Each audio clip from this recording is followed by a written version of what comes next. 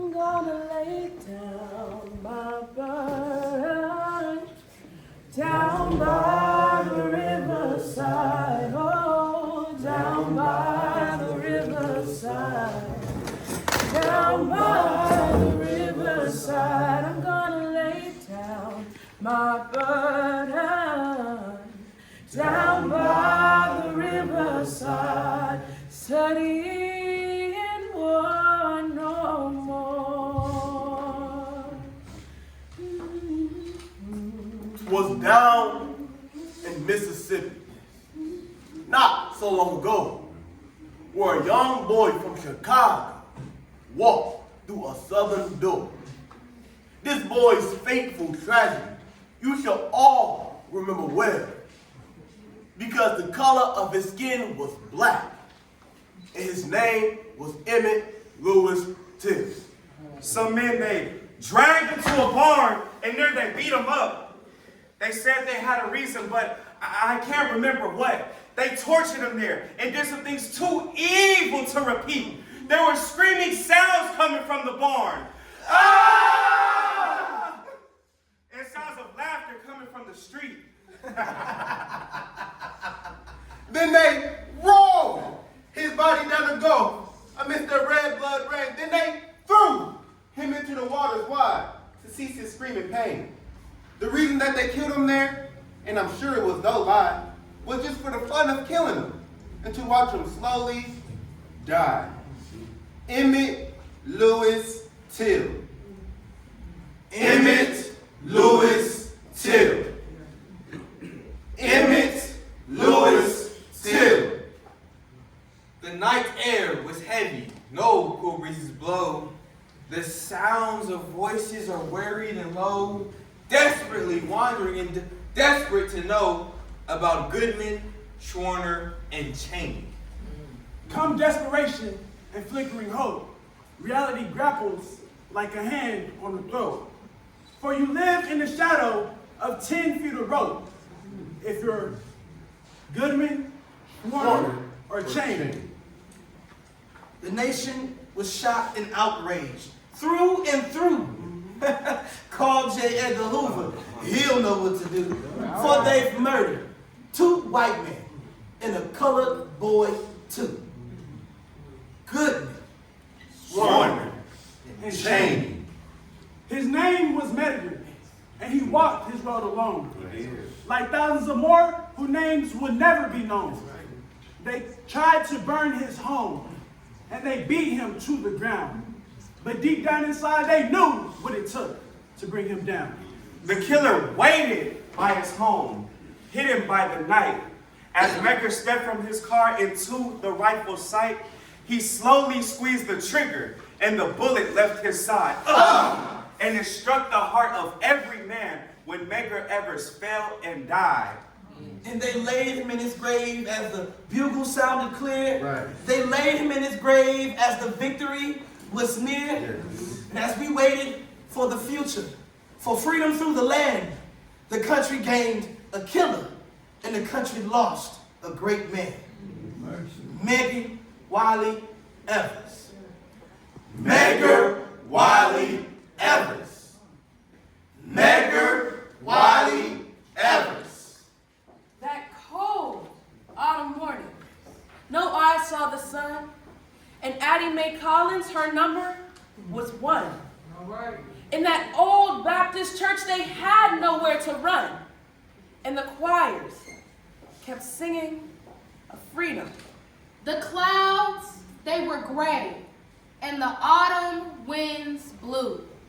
And Denise McNair brought the number to 2. The falcon of death was a creature they knew, and the choirs kept singing of freedom. The church, it was crowded, but no one could see. The Cynthia Wesley's dark number was 3. Her prayers and her feelings would shame you and me, and the choirs kept singing of freedom. Young Carol Robertson entered the door, and the number her killers gave her was 4. She asked for a blessing and asked for no more, and the choirs kept singing of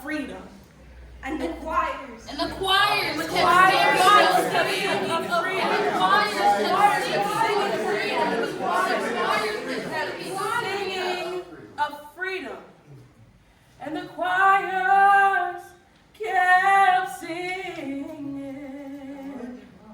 of freedom. Good morning, and come back with us on a journey where we will pay tribute to those who put themselves in harm's way so that America could truly be the land of the free. Over 50 years ago, Mississippi, a state described by Reverend Martin Luther King Jr. as a state sweltering in the heat of oppression and injustice, was propelled into the national spotlight with the murder of 3 civil rights workers. Now, although these murders weren't the first of their kind, they did, however, strike a chord of frustration with those who fought for the rights of African Americans. See, they were tired of the lives of black men, black women, little black boys, and little black girls being reduced to less than humanity. But thanks be unto God that they didn't have the kind of tiredness that made them want to sit down, but the kind of tiredness that made them want to get up and run on. Even when they were water hosed down, they still wanted to run. Even when they had to find comfort in a crowded jail cell, they still wanted to run. And even when the number of black bodies began to mount up all over the segregated South, those sick and tired fighters still wanted to run.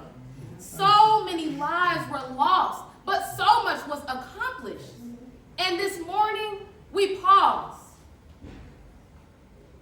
to pay tribute to those who gave the ultimate sacrifice.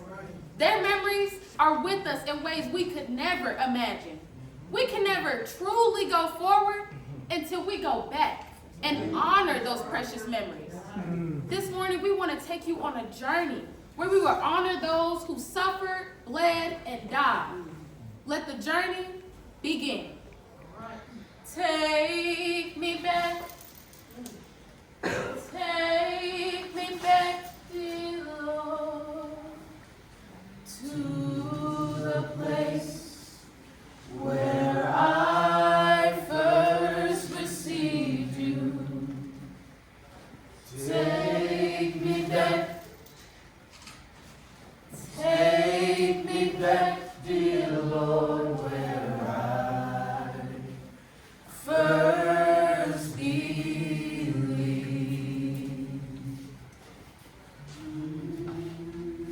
Come and go back with us through time, space, and place.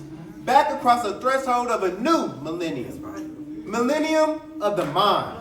Where history will meet the future.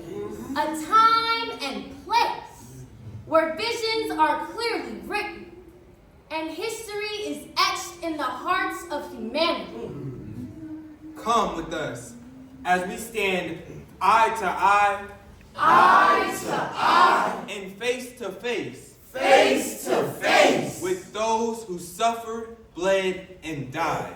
Where I first believed. Can we take you back to the place where we first believed?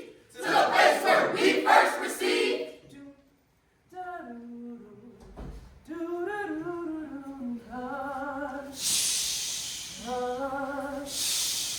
Somebody's calling my name.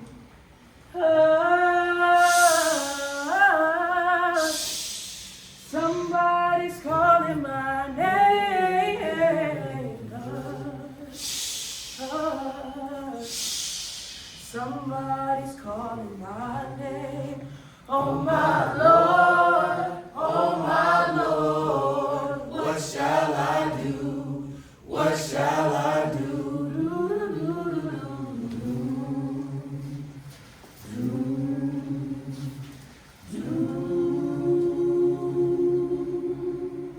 It is the ghost of our past haunting us, reminding us that You can kill the dreamer, but you cannot kill the dream.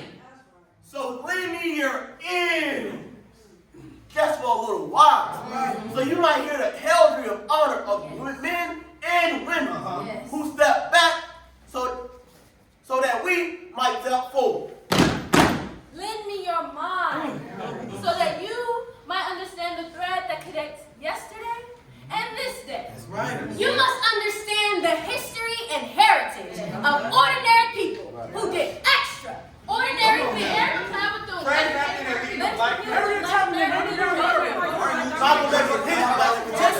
Barack Hussein Obama, the first African-American president of these United States.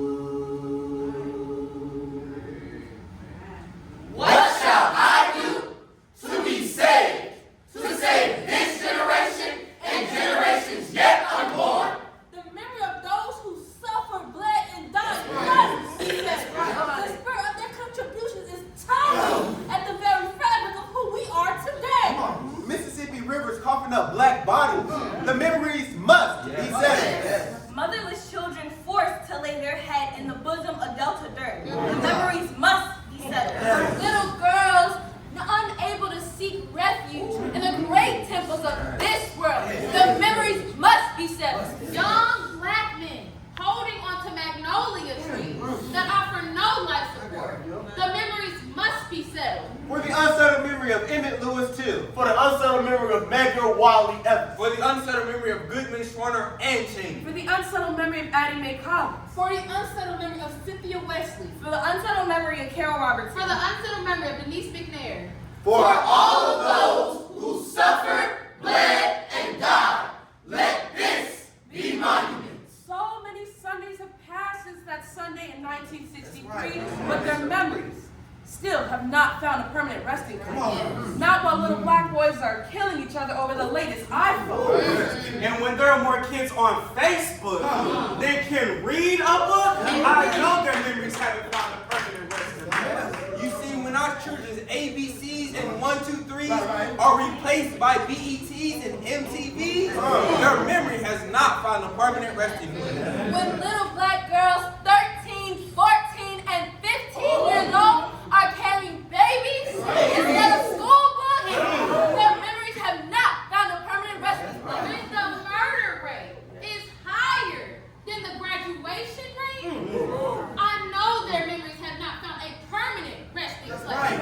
For those 4 little girls whose lives were bigger in quality than quantity. Ladies and gentlemen, the journey cannot and will not be complete until every being fully understands the sacrifices made by those who gave their lives for freedom.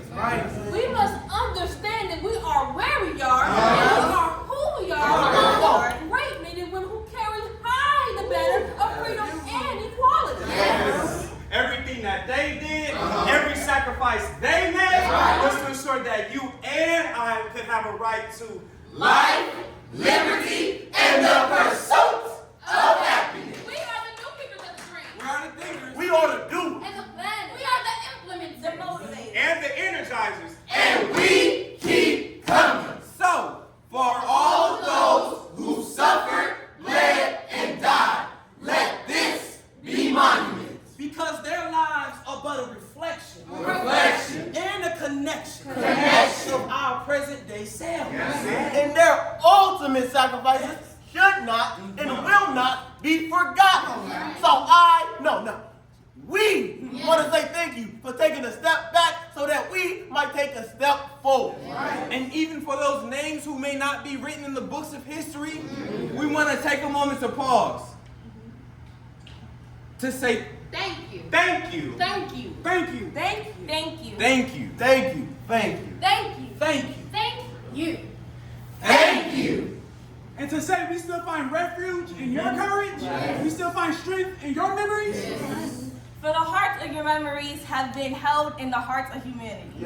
And those who are in the secret place of the Most High God. Yes. For the hope that one day we will join hands together and eternally dwell in our hiding place where your soul is resting. For the unsettled memory of Denise McNair. For the unsettled memory of Fred Hampton. For the unsettled memory of Cynthia For Wesley. the unsettled memory of Harriet Tubman. For the unsettled memory of Fannie Lou Hamer. For the unsettled memory of Rosa Parks. For the unsettled memory of Goodman, Schwerner, and Cheney. For the unsettled memory of Medgar Watley Evans. For the unsettled memory of Emmett Lewis Till. For the unsettled memory of Addie Mae Collins. For the unsettled memory of Madam C.J. Walker. For the unsettled memory of Carol Robinson. And for the unsettled memory of thousands of others who suffered, bled, and died.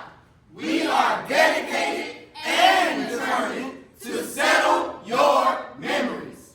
And we cannot and we will not give up now. I just can't give up now.